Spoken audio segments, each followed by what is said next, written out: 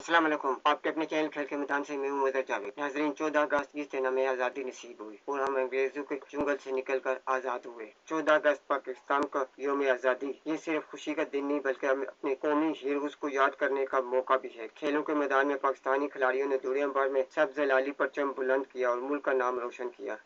14 अगस्त के मौके पर पाकिस्तानी क्रिकेट टीम की वो तारीखी कामयाबी जिसे कौम आज भी फख्र से याद करती है। 2016 में ओवल के मैदान में पाकिस्तान ने इंग्लैंड के खिलाफ शानदार कामयाबी हासिल की। यूनुस खान की डबल सेंचुरी, यासिर शाह की तबाहकुन बॉलिंग और मिसबाह अल हक की क़यादत ने इस फतह को यादगार बना दिया। इस तारीखी कामयाबी के बाद इसे पाकिस्तान के लिए यौम आज़ादी का तोहफा भी करार दिया गया। ये सिर्फ एक क्रिकेट मैच की फतह नहीं बल्कि पाकिस्तानी खिलाड़ियों को अज़्म व मेहनत और जज्बे की शानदार मिसाल थी। पाकिस्तान की हालिया तारीख की सबसे शानदार अगस्त की कामयाबी में अरशद नदीम का पेरिस ओलंपिक 2024 में जेवलिन थ्रो का गोल्ड मेडल शामिल है। 8 अगस्त 2024 को अरशद नदीम ने 92.97 मीटर की शानदार थ्रो के साथ ओलंपिक रिकॉर्ड कायम किया और पाकिस्तान के लिए एथलेटिक्स में तारीखी गोल्ड मेडल जीता। क्रिकेट में भी पाकिस्तान ने अगस्त के महीने में अहम कामयाबी हासिल की है।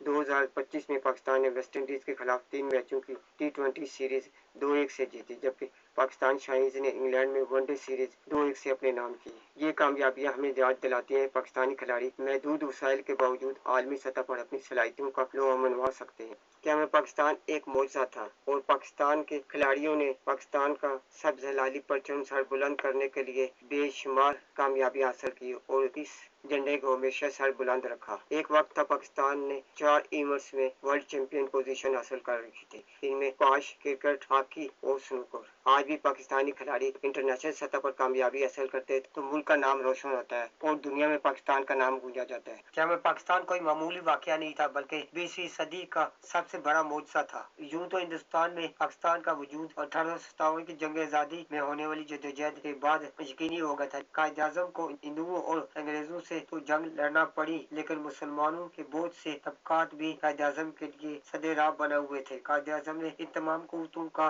बड़ी दिलेरी जुर्रत से मुकाबला किया। कायद-ए-आज़म पाकिस्तान की खातिर आखिरी सांस तक काम करते रहे। कायद-ए-आज़म एक ही वक्त में हिंदुओं और अंग्रेज लीडरों की जहानत का मुकाबला किया और सबको मात दी। पाकिस्तान के वाहिद लीडर थे जो इस तवील जद्दोजहद में अपनी आइन पसंदी के सबब एक बार भी जेल ना गए। वो वाहिद लीडर थे जिनका एहतराम दुश्मन भी करते थे। अगर कायद-ए-आज़म की चंद साल और जिंदगी होती तो पाकिस्तान को कई मुश्किलात से निकालने में कामयाब हो जाते। कायद-ए-आज़म पहले कांग्रेस में शामिल थे, लेकिन इन्हें मुस्लिम लीग की सदारत की पेशकश हुई, जिसे कायद-ए-आज़म ने कबूल कर लिया। कायद-ए-आज़म की शमूलियत से अहले हिंद की सियासत में एक नया जज्बा पैदा हुआ और मुसलमानों ने सीने सुपर होकर आज़ादी के लिए कुर्बानियां देने का एक नया अज़म जाहिर किया। मुस्लिम लीग में शामिल होने के बाद आप इस सोच में रहते थे कि जल्द से जल्द पाकिस्तान का वजूद क़याम अमल में आए। आपकी इस मेहनत और खुलूस का नतीजा है कि 14 अगस्त 1947 को बाबरकत दिन तुलू हुआ, जो न सिर्फ हमारी आज़ादी का दिन है बल्कि कौमी और मिली जिंदगी का आगाज भी है।